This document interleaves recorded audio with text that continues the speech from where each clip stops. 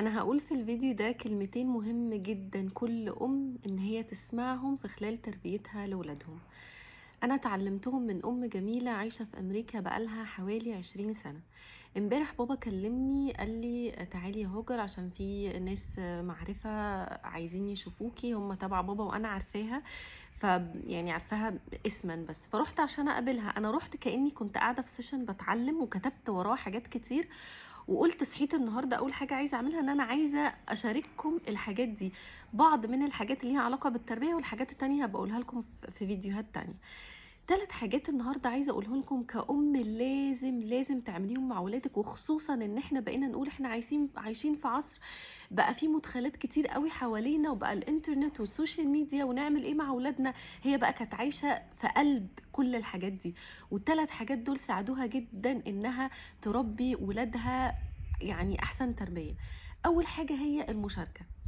شاركي ولادك كل حاجه، ادخلي العالم بتاع ولادك، بلاش تسيبي ابنك قاعد في الاوضه بالساعات وانت ما بتعرفيش هو قاعد بيعمل ايه جوه. شاركيه اللعب اللي بيلعبها، شاركيه الحاجات اللي بيتفرج عليها، شاركي بنتك القصص اللي بتقراها، شاركيها كل حاجه هي بتعملها. وبلاش يبقى اولادنا ليهم عالم واحنا عايشين في عالم تاني موازي، لا ندخل جوه العالم بتاعهم.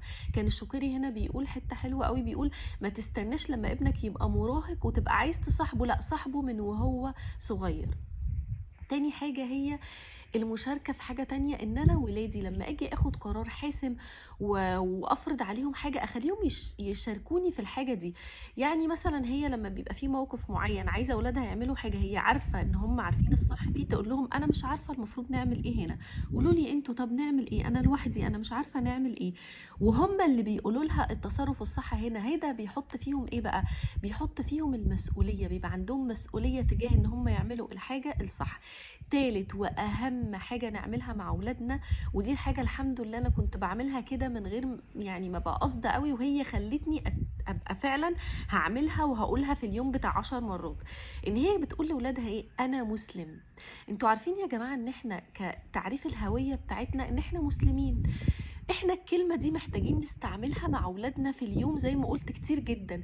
مثلا ابني رمى امبارح حاجة على الارض كده، رحت انا قايله له انت مسلم، والمسلم ما بيعملش كده، المسلم نظيف، والمسلم بياخد الحاجة وبيرميها، المسلم ما يعملش كذا.